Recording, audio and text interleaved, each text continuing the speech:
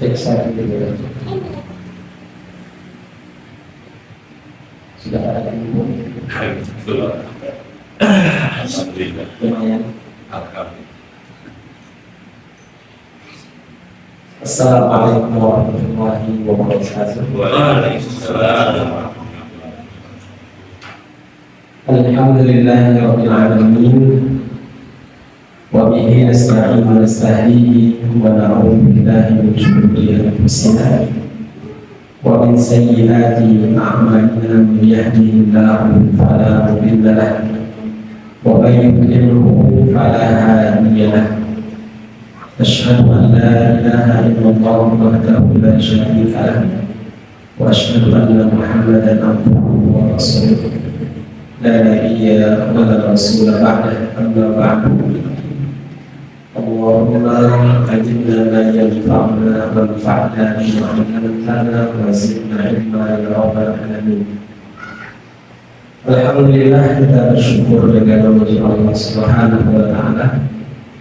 Pada malam ini kita kembali diberikan nikmat oleh Allah, nikmat sehat, masih diberikan kesempatan kita menjalankan kewajiban kita kepada Allah. Kita masih diberikan kemudahan demi kemudahan. Semoga seluruh karunia Allah mampu kita syukuri, mampu kita bingkai dalam bentuk ibadah yang akan jadi bekal kita menghadapi Allah Subhanahu wa taala. Amin ya rabbal alamin.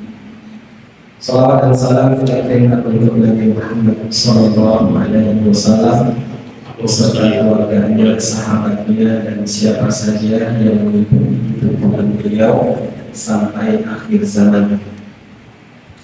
Jamaah sholat Nabi rahimahumullah, marilah kita awali majlis ini dengan membaca basmalah. Bismillahirrahmanirrahim.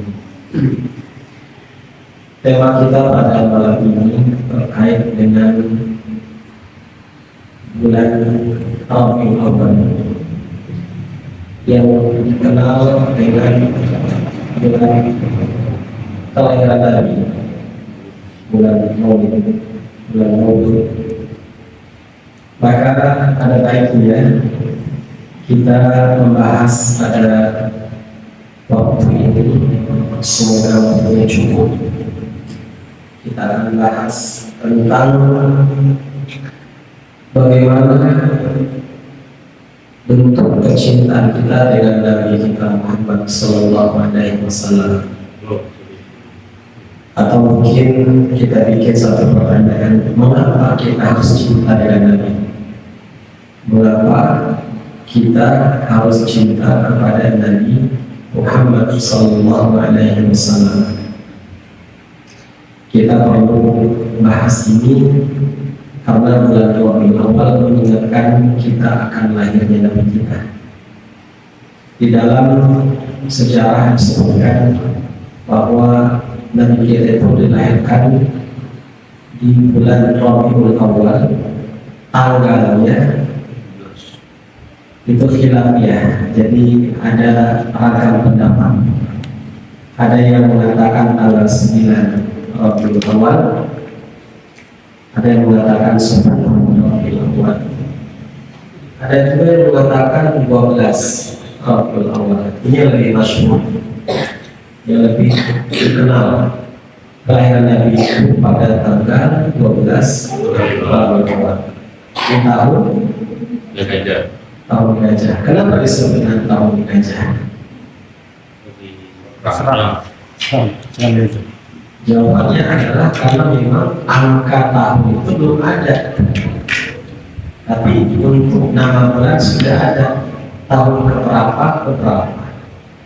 Tahun dalam kalender Islam itu kan baru ditetapkan ketika Khalifah Umar bin Khattab radhiyallahu anhu. Pada masa sebelumnya itu hanya mengingat peristiwa besar apa yang terjadi pada waktu itu. Maka disebut dengan tahun gajah, karena ada peristiwa penyerangan dari Abrah yang hendak menghancurkan Ka'bah. Jadi untuk tanggal itu khilafiyah, nggak ada yang sepakat. Sudah, kita tidak mempersoalkan masalah tanggalnya. Kita coba ambil ibrah, ambil hikmah tentang sejarah Nabi Sallallahu Alaihi Wasallam. Adapun wafatnya beliau itu hampir bulan Maret, di bulan Rabiul Awal. Di bulan Rabiul Awal itu wafatnya Nabi kita Muhammad Sallallahu Alaihi Wasallam di usia berapa tahun? 63 tahun. Ini penting. Baik, jamaah yang dimuliakan Allah. Ada satu pertanyaan, mengapa kita harus cinta dengan Nabi Muhammad Sallallahu Alaihi Wasallam? Ketika kita mencintai seseorang, itu tentu ada alasan. Kenapa? Berkisar antara dua alasan mungkin. Salah satunya adalah karena orang yang kita cintai ada sesuatu yang istimewa pada dirinya, ada sesuatu yang luar biasa, semakin sempurna keadaan yang lain kita cintai, maka disitulah tumbuh kecintaan. Apa yang sempurna? Mungkin sifatnya, akhlaknya, kepribadiannya. Semakin sempurna itu semua, disitulah tumbuh kecintaan dari kita. Kita mencintai seseorang karena memang orang itu punya kelebihan, punya keistimewaan. Nabi kita Muhammad SAW itu punya sifat yang luar biasa, dan itu orang sudah pada tahu bagaimana sifat Nabi kita, penyantunya, penyayangnya, pedulinya dengan umatnya, kemudian rasa belas kasihannya itu ada pada diri Nabi kita Muhammad SAW. Disebutkan dalam surat At-Taubah ini tentang Nabi kita. Dalam surat At-Taubah ayat 128, At-Taubah ayat 128, Allah berfirman, A'udzu billahi minasyaitonir rajim. Laqad ja'akum rasulun min anfusikum azizun 'alaihi ma 'anittum harisun 'alaikum bil mu'minina raufur rahim. Ini tentang Nabi kita. Allah berfirman, sungguh telah datang kepada kalian seorang rasul utusan dari Allah, min anfusikum, dari kalangan kalian, sendiri. Kemudian Allah sebutkan sifat-sifatnya di sini. Azizun alaihi ma 'anittum, sangat terasa berat bagi beliau terhadap penderitaan yang dialami oleh umatnya. Nabi kita Muhammad SAW itu merasa berat bagi beliau ketika ada yang mengalami kesulitan, penderitaan yang sedang dihadapi. Itu Nabi menjadi kepikiran. Azizun alaihi ma 'anittum. Kemudian harisun alaikum, haris, Nabi sangat menginginkan dari kalian itu keimanan. Harisun alaikum, Nabi menginginkan siapapun yang ditemui setelah sampaikan dakwah beriman, ikut dengan ajarannya. Karena ini sesuatu yang bermanfaat buat dia di akhirat. Dan itu ingin setiap pesan-pesan yang disampaikan kepada mereka terima, beriman, mengikutinya. Ketika ada yang mengingkarinya, menolak dakwahnya, sampai musuhnya, Nabi sedih. Dan Allah Subhanahu wa Ta'ala tahu begitu sedih Nabi kita ketika mendapati ada orang-orang yang mengingkari dakwahnya. Sedih. Dan Allah Subhanahu wa Ta'ala terus hibur Nabi.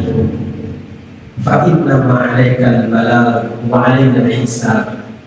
Ya masalah. Tugas kamu itu hanya menyampaikan ya Muhammad. Masalah mereka mau terima atau tidak itu bukan urusan kamu. Kamilah nanti akan memeriksa mereka.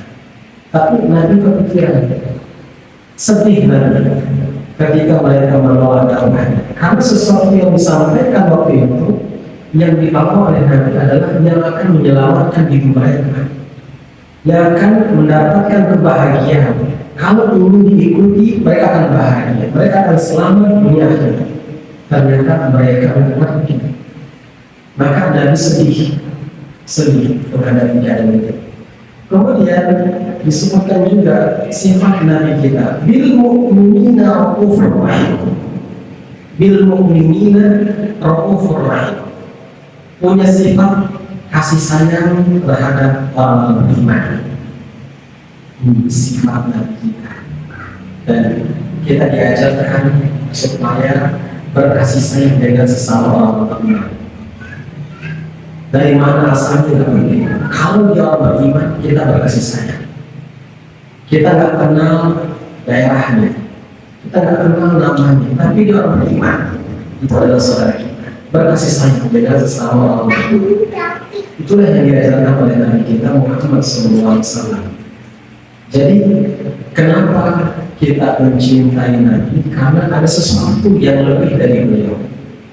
Sifatnya, akhlaknya, bagaimana kepribadiannya, itulah yang membuat kita mencintai Nabi kita Muhammad Sallallahu Alaihi Wasallam. Yang pertama, atau mungkin masuk yang kedua ini, ada yang kedua yang membuat kita tuh cinta dengan Nabi. Apa itu?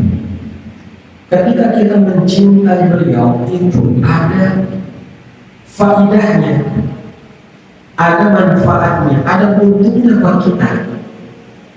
Kita mencintai Nabi Muhammad SAW itu mendapatkan keuntungan. Rugi kalau ada orang yang mengaku beriman tapi dia tidak mencintai Nabi, rugi. Mungkin malah nggak ada nilai dari setiap amal yang dilakukan. Namun bagaimana amal itu akan diterima Allah kalau dia tidak mengikuti Nabi?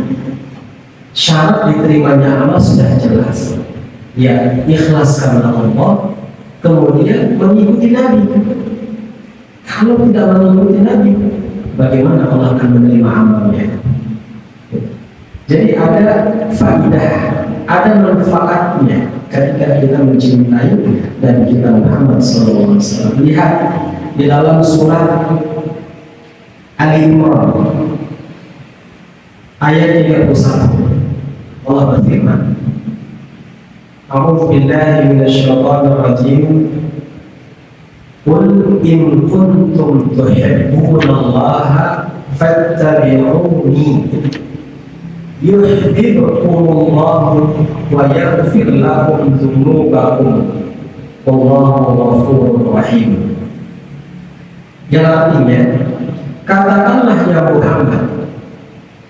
Dari kita disuruh untuk menyampaikan, katakan, sampaikan ya Muhammad, in kuntum tuhibbunallah, jika kalian mengaku cinta kepada Allah, fattabi'uni, maka ikutilah aku. Ikutilah aku. Siapa aku yang dimaksud di sini? Nabi kita Muhammad SAW. Jadi kalau orang ngaku cinta kepada Allah, maka ada indikasinya. Dia pasti mengikuti Nabi. Ikutilah aku, fattabi'uni, maka ikutilah aku, yakni Nabi. Dengan mengikuti Nabi, apa saja yang dilakukan, yang dicontohkan, apa saja yang dia buat selama hidupnya, apalagi jelas dasar-dasarnya, kita ikuti itu. Insya Allah ada kebaikan buat kita. Di samping kita mendapatkan pahala dari Allah Subhanahu Wa Taala, ada kebaikan buat kita. Apa kira-kira kebaikannya ketika kita mencintai, mengikuti Nabi? Kebaikannya adalah yuhibbukumullah. Satu, yang pertama, ketika kita mengikuti Nabi, yuhibbukumullah, niscaya Allah akan cinta dengan kalian. Niscaya Allah akan mencintai kalian. Di dalam hadis disebutkan, ketika seseorang dicintai oleh Allah Subhanahu wa Ta'ala. Kenapa sebab dicintai Allah? Karena orang ini mengikuti Nabi dalam segala ibadah, dalam segala hal, selalu dilihat bagaimana Nabi, sehingga Allah cinta kepadanya. Ketika Allah mencintai seseorang, maka dipanggillah pimpinan malaikat Jibril, dikabari, wahai Jibril, sesungguhnya aku cinta dengan fulan, aku cinta dengan orang ini. Allah kabarkan kepada malaikat Jibril ini, pimpinan komandannya malaikat, aku senang dengan fulan ini, fa'ahibbu, oleh karenanya kamu cintai dia. Allah perintahkan malaikat Jibril untuk mencintai seseorang ini karena Allah cinta kepadanya. Kemudian malaikat Jibril mengumumkan di langit. Penghuni langit kira-kira siapa? Penghuni langit, malaikat itu seluruh makhluk yang ada di langit itu mendengar pengumuman dari malaikat Jibril. Ketahuilah wahai penghuni langit, sesungguhnya Allah cinta dengan fulan ini. Oleh karenanya kalian cintai fulan ini, cintai dia karena Allah cinta kepadanya. Sehingga karena seluruh penghuni langit sudah mencintai fulan yang dicintai Allah Subhanahu wa Ta'ala, akhirnya penghuni yang di bumi, siapa saja, termasuk manusia, binatang, macam-macam binatang, akan mencintai fulan yang dicintai oleh Allah Subhanahu wa Ta'ala. Jadi berantai dari Allah cinta, malaikat Jibril cinta, penghuni langit mencintainya, dan seluruh penghuni yang di bumi akan mencintai seseorang. Itulah kebaikan yang kita dapatkan ketika kita mengikuti Nabi. Allah cinta dengan kita. Kemudian bonusnya, selain ketika kita beramal, beribadah, mengikuti Nabi, dapat pahala, kemudian Allah cintai. Selain itu, yaghfir lakum dzunubakum, niscaya Allah ampuni dosa-dosa kalian. Walaupun kita tidak mengkhususkan ketika beribadah itu dengan doa, ya Allah ampunilah dosa-dosa saya. Walaupun kita nggak berdoa secara khusus ketika melakukan amal saleh itu, Allah tahu dengan kebutuhan kita. Bonus itu akan diberikan.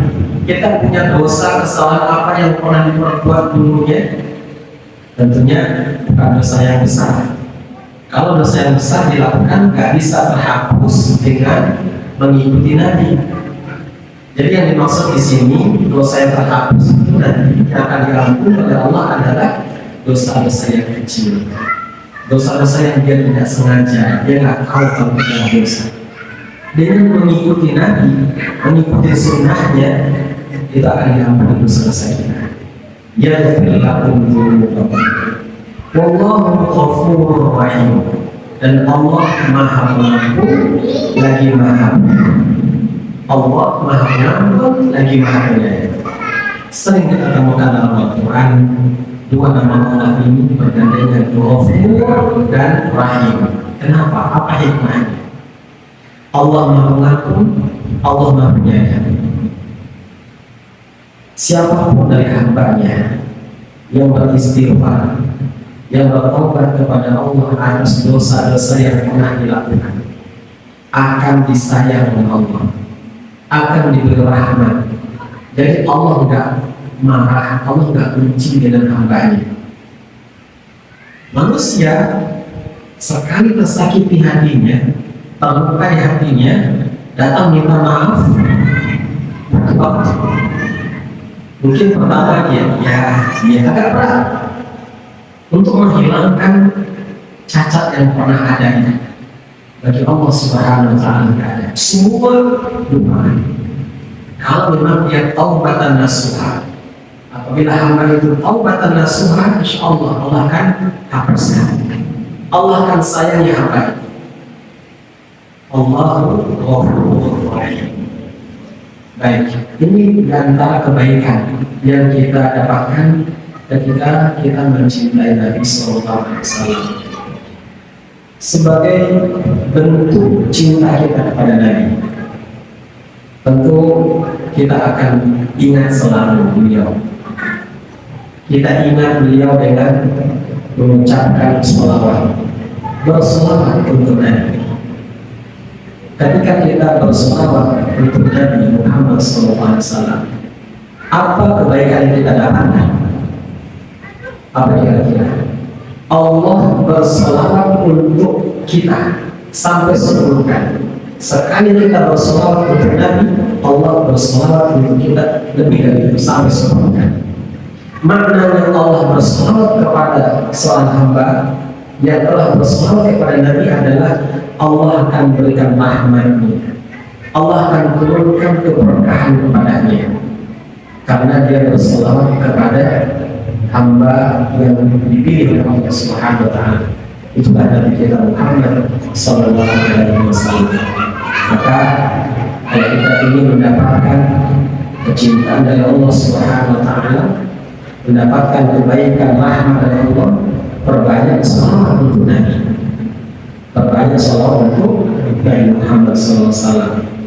Tapi jangan hanya rajin bersolawat, tapi kita nggak pernah mengikuti bagaimana ibadah yang dilakukan oleh Nabi kita Muhammad SAW. Itu yang penting, ikuti Nabi dalam seluruh yang dilakukannya, apapun untuk ibadah yang dikerjakannya, kita ikuti. Baru kemudian kita sempurnakan terus bersolawat, perbanyak selawat untuk Nabi Muhammad Sallallahu Alaihi Wasallam. Ketika kita mencintai Nabi, kita selalu menginginkan pertolongan dari beliau. Kita berharap mendapatkan syafaat dari beliau. Karena nanti di yaumul kiamat, keadaan yang sangat sulit itu yang menjadi penyelamat kita amal kita kalau cukup mampu menyelamatkan kita. Yang menyelamatkan kita adalah amal. Tapi kalau amal kita minim, kurang, sudah itu kita berbuat dosa, ya kita tidak akan selamat. Bisa terselamatkan dengan salah satunya adalah syafaat dari Nabi Muhammad SAW. Rasulullah bersabda dalam sebuah hadis, syafaati di akhir kabair min ummati, akan aku berikan syafaat kepada umatku kalau diakui oleh Nabi sebagai umatnya. Syafaat akan aku berikan kepada umatku yang melakukan dosa-dosa besar.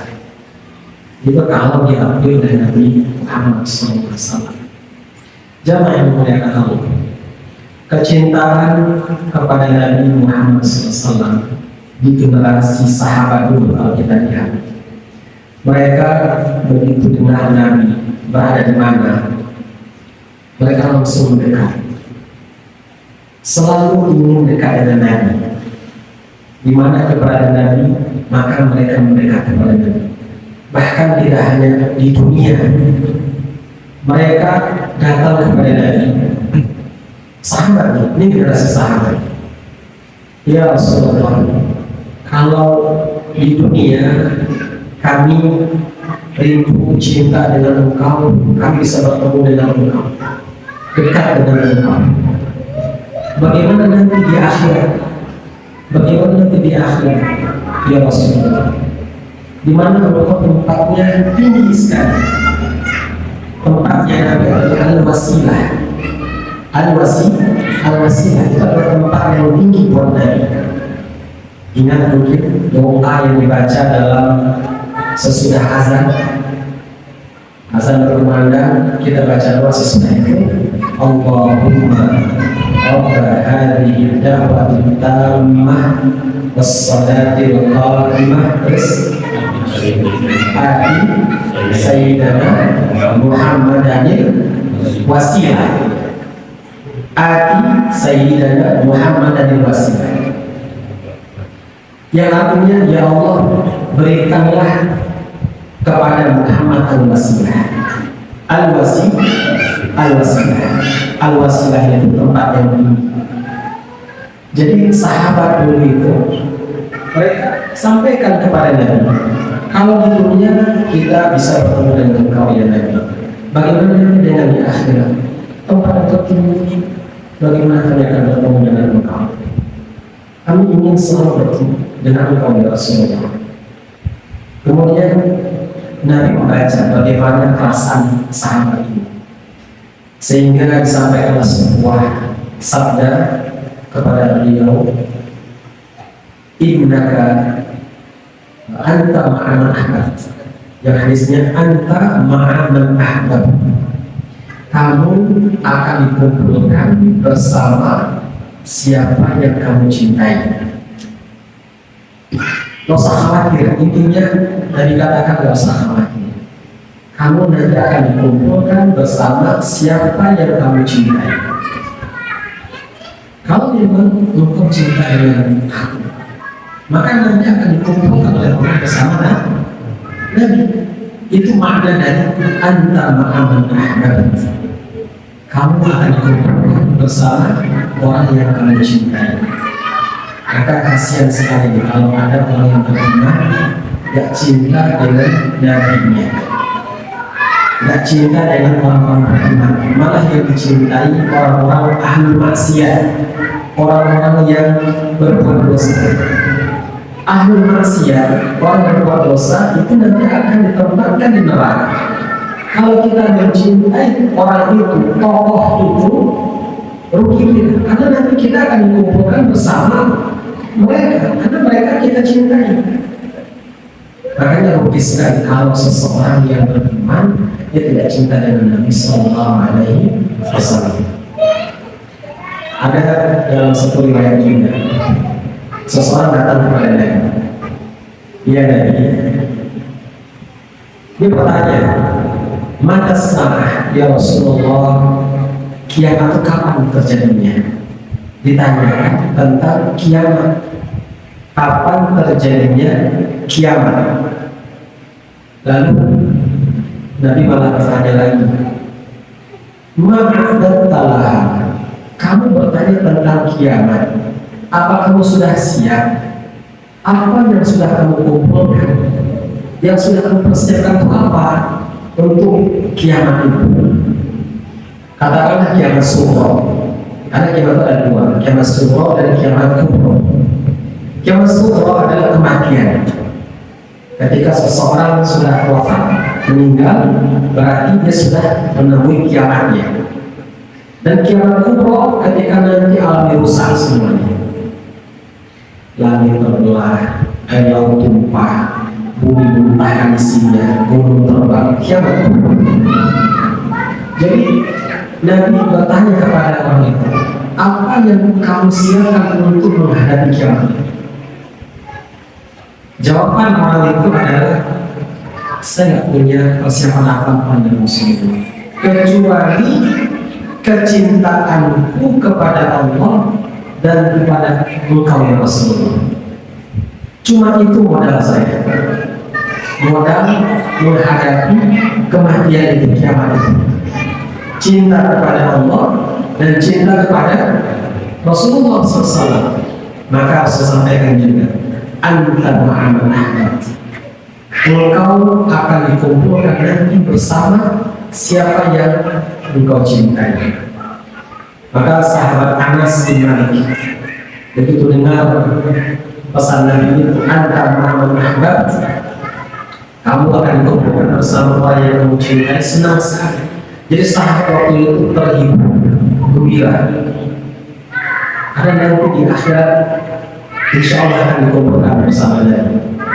Siapa saja yang mencintai Nabi, mereka nanti akan dikumpulkan bersama Nabi.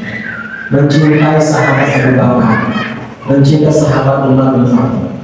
Jadi sahabat itu ketika mendengarkan pesan dari Nabi tadi, sesungguhnya Abu Bakar akan dikumpulkan bersama para sahabat yang lainnya. Disebutlah nama-nama Abu Bakar As-Siddiq, Umar bin Khattab, karena Nabi katakan kamu akan dikumpulkan bersama orang yang kamu cintai. Jamaah yang dimuliakan Allah, ketika kita cinta dengan Nabi, itu sebetulnya tidak untuk pengakuan saja. Ngaku kita cinta, tapi kita masih jauh darinya. Ini bohong. Ketika seseorang cinta dengan seorang wanita, terus dia jauh, gak pernah menanyakan kabarnya. Siapa yang dicintai? Seorang ibu, istri. Dia tanyakan kabarnya. Kalau dia nggak cinta tapi nggak pernah peduli dengan apa yang dicintai, itu bohong. Seperti itu juga mengaku cinta dengan Nabi Muhammad SAW, harusnya dia banyak mengikuti, melakukan sunnah-sunnah Nabi SAW. Kemudian banyak bersolat untuk Nabi. Harusnya itu yang dilakukan. Jadi nggak perlu sebenarnya pengakuan. Yang penting bagaimana sesudah dia mengaku dia beriman kepada Allah, beriman dengan hari akhir. Bagaimana kesudahan itu? Apakah dia rajin beribadah, terus mencontoh bagaimana Nabi dalam melakukan ibadah itu, atau tidak? Di situ yang paling penting sebenarnya, bukan hanya sekedar pengakuan. Ketika seseorang mencintai Nabi SAW, maka mengharuskan dirinya tahu dengan sejarahnya, tahu dengan paling tidak nasabnya. Tahu kita nasab Nabi kita Muhammad SAW, Muhammad bin Abdillah. Ini ayahnya. Abdillah anak dari siapa? Kakeknya siapa? Abdul Muttalib. Terus di atasnya lagi Habis. Abdul Manaf bin Hashim dulu, bin Hashim. Muhammad bin Abdullah bin Abdul Muttalib bin Hashim bin Abdul Manaf bin Qusay bin Kilab terus ya, sampai nanti ketemu Adnan. Ini nasab, nanti bisa dicari ya, di googling banyak ya. Kalau kita ngaku cinta dengan Nabi kita Muhammad SAW, tahu dengan nasab, paling kita ketemu dengan kakeknya. Siapa ayahnya Nabi? Abdullah. Siapa kakeknya? Abdul Muttalib. Terus ibunya siapa? Aminah. Ibunya. Nah, sekarang kalau kita cinta lebih dalam lagi, tahu dengan riwayatnya, dilahirkan di mana, kemudian bagaimana sejarahnya, dan kita oke. Nabi dilahirkan di kota Mekah di hari Senin pagi, tanggal 12, salah satu pendapat di bulan Rabiul Awal, di tengah Bani Hashim. Di tengah Bani Hashim, ini Bani kabilah yang sangat disegani waktu itu, kabilah yang peduli dengan orang sekitar, ramah. Bani Hashim. Ketika Nabi kita dilahirkan, ayahnya sudah meninggal. Dilahirkan, ayah sudah ada. Ayahnya meninggal ketika Nabi dalam kandungan. Jadi ketika dilahirkan dalam keadaan dia yatim. Nabi kita dalam keadaan yatim. Begitu lahir, ibunya Aminah senang sekali. Senang, kemudian disampaikanlah pesan supaya berita ini dilanjutkan kepada kakeknya. Siapa kakeknya? Abdul Muttalib, bukan Abu Talib. Abu Talib itu pamannya. Sampaikan pesan itu bahwa cucunya sudah lahir. Nabi kita Muhammad SAW kecil waktu itu. Maka dengan penuh sukacita kakeknya Abdul Muthalib datang segera melihat cucunya yang lahir. Terus dikasih nama.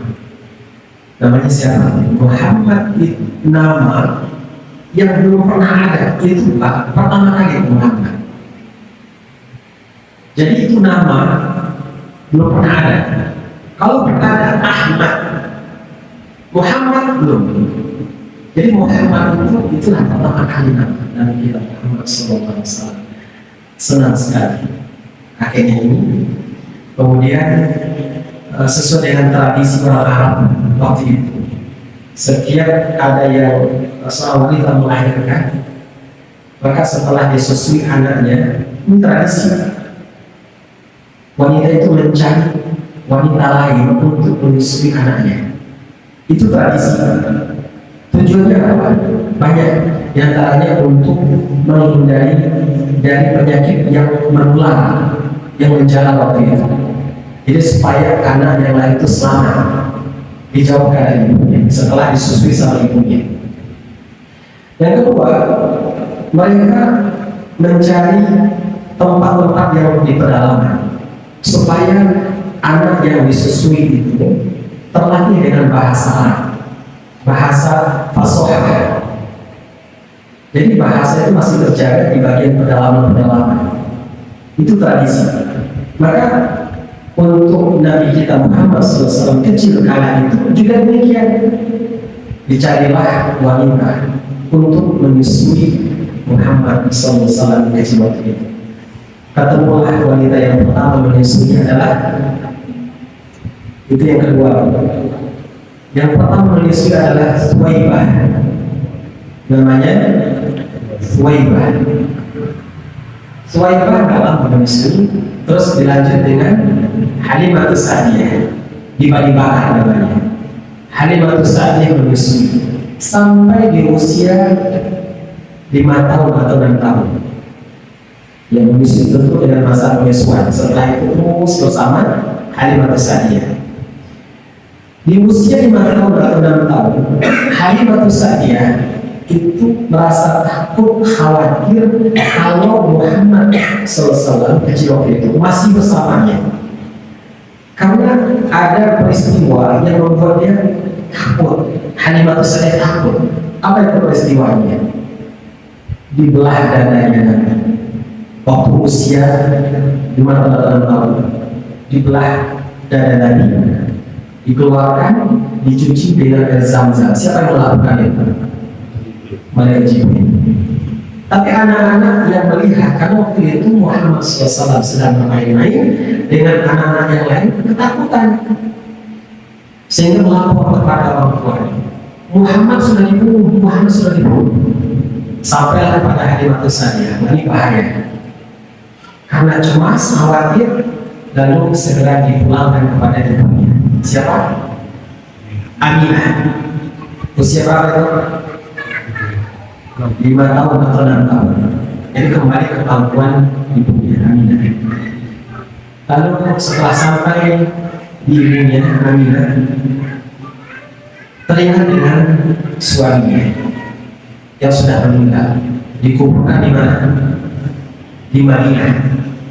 Dikuburkan di Madinah. Kemudian Muhammad kecil selesai waktu itu dibawa oleh ibunya ke Madinah, sampai di Madinah. Dan di situ bertahan kira-kira 1 bulan. Kemudian pulang. Dalam perjalanan pulangnya, ibunya sakit. Ibunya sakit sampai meninggal. Lalu pengasuhan, karena ibunya sudah tidak ada, pengasuhan Nabi kita Muhammad SAW dilanjutkan oleh siapa? Kakeknya Abdul Muthalib. Sampai di usia 8 tahun, 6 tahun sampai 8 tahun, 8 tahun 2 bulan 10 hari kakeknya meninggal. Dan kakeknya rupanya sudah berpesan kepada saudara dari ayahnya, siapa? Abu Talib, supaya dilanjutkan pengasuhan ini. Maka dilanjutkan oleh Abu Talib sejak usia 8 tahun itu sampai usia remajanya. sampai di usia menikah dengan Muhammad SAW. Di usia 12 tahun sudah bisa. Saya lanjutkan singkat. Di usia 12 tahun, Abu Thalib itu membawa Muhammad SAW kecil ke Syam dalam perjalanan dagang. Sampai di sebuah tempat namanya Bushra, ketemu dengan seorang pendeta. Di situ disampaikan kepada pamannya, wahai fulan, bahwa anak ini akan jadi pemimpin umat manusia. Anak ini akan diputus oleh Allah sebagai utusannya. Pamannya Abu Thalib kaget, penasaran.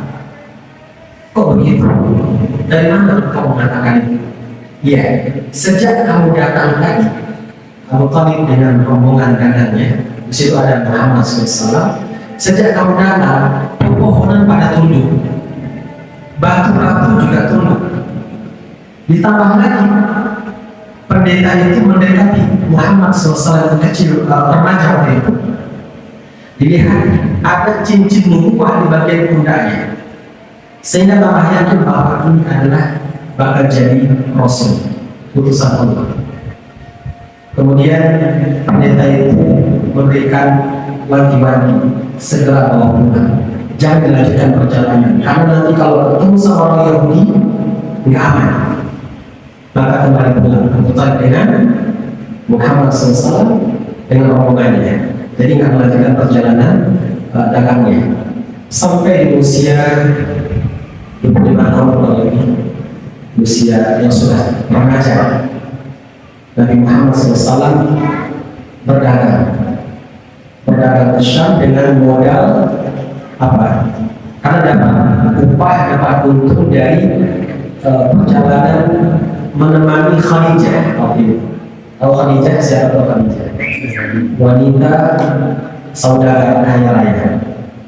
Orang kenal siapa Khadijah.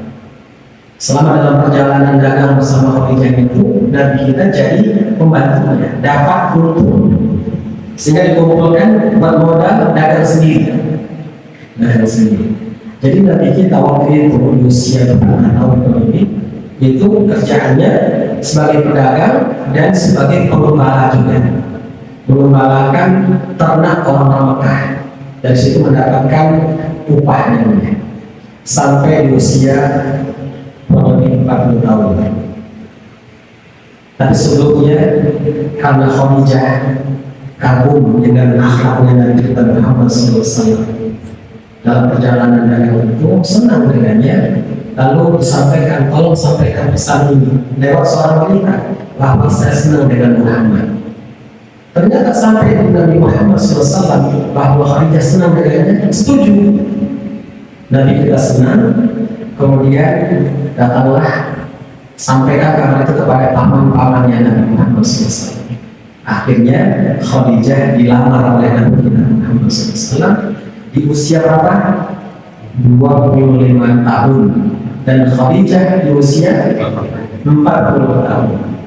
Sampai dalam pernikahan itu sampai di usia 40 sebelumnya Nabi kita senang bertahanus. Ini mulai dekat dengan kenabian, karena Nabi diangkat di usia berapa? 40 tahun. 40 tahun diangkat jadi Nabi, dakwah di Makkah berapa tahun? 13 tahun. Kemudian lanjut lagi dakwah setelah mengalami tekanan di Makkah, lanjut hijrah ke Madinah berapa tahun? 10 tahun. Jadi dakwah 13 tahun di Makkah, 10 tahun di Madinah, dan wafat di Madinah di usia 63 tahun. Jadi singkatnya sejarah Nabi kita tahu. Kita cinta Nabi, tapi nggak tahu sejarahnya. Ya, paling tidak kita tahu lah secara umum bahwa Nabi kita diangkat sebagai Nabi di usia 40 tahun, kemudian dakwahnya di mana, berapa lama, kita tahu. Inilah bentuk kecintaan kita dengan Nabi Muhammad SAW. Semoga Allah kumpulkan kita nanti bersama Nabi Muhammad SAW. Amin. Amin ya rabbal alamin. Ini yang bisa saya sampaikan, mudah-mudahan bermanfaat untuk semuanya. Sebelum itu kita ada pertanyaan. Kita dilanjutkan awal bulan. Insyaallah. Baik, mari kita tutup dengan doa kafaratul majlis. Subhanaka Allahumma wa bihamdika asyhadu an la ilaha illa anta astaghfiruka wa atubu ilaik. Wassalamualaikum warahmatullahi wabarakatuh. Ya,